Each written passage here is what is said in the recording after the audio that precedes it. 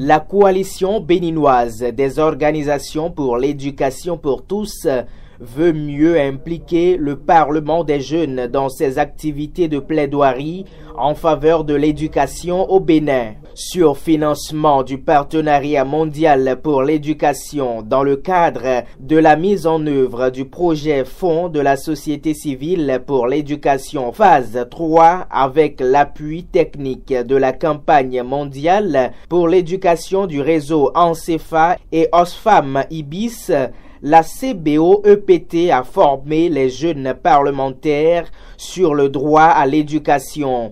Les participants ont exploré à fond la nouvelle politique éducative 2018-2030. En travaillant avec les jeunes parlementaires, en les outillant davantage sur les défis en jeu de l'éducation, sur le droit à l'éducation, sur l'agenda de développement de l'éducation 2030, c'est de pouvoir leur fournir les armes nécessaires pour vraiment faire le plaidoyer à nos côtés, pour que les engagements qui ont été pris par les pouvoirs publics dans le cadre de la nouvelle politique éducative 2018-2030 soient effectivement respectés.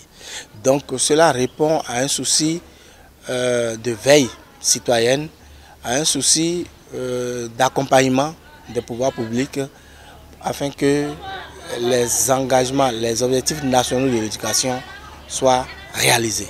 En décembre 2018, la coalition a entrepris une marche de franche collaboration avec ces jeunes. Les deux parties doivent converger leurs actions pour non seulement formaliser la collaboration, mais aussi et surtout agir pour un meilleur lendemain à l'éducation au Bénin. Le Parlement des jeunes du Bénin étant une institution phare en ce qui concerne la défense des droits des jeunes au Bénin, et notamment basé bien sûr à l'Assemblée nationale, il est de bon ton que la CBO-EPT voulant atteindre ses objectifs puisse s'adresser au Parlement des jeunes du Bénin. Et c'est dans ce sens que nous, par les jeunes parlementaires, accueillons cette démarche de la CBO-EPT, surtout dans la mesure où cette démarche vise à valoriser l'éducation béninoise et à tenir compte des principes qui gouvernent cette éducation. Donc dans ce sens, nous, jeunes parlementaires, nous apprécions cette démarche de la part de la CBO-EPT qui vise à nous associer à toute action en ce qui concerne des plaidoiries en faveur de l'éducation béninoise, surtout à l'endroit de l'Assemblée nationale. Quand on parle de la nouvelle architecture de l'éducation et ses défis, de même que le droit à l'éducation, les jeunes parlementaires en savent mieux désormais. Ce qu'ils maîtrisent aussi grâce à cette formation, c'est le plan sectoriel de l'éducation 2018-2030. Le plan sectoriel de l'éducation 2018-2030 est un document élaboré par les ministères en collaboration avec les acteurs du monde éducatif béninois. Et ce document fait un diagnostic et propose des solutions pour une éducation de qualité, une éducation compétente au Bénin, pour que l'éducation ne soit plus destinée à un mode et qu'à la fin qu'on ait des jeunes chômeurs, qu'après une certaine éducation, les gens soient à la maison. On veut faire une certaine promotion de la formation technique, de la formation professionnelle et d'une formation qui soit au service du développement du pays.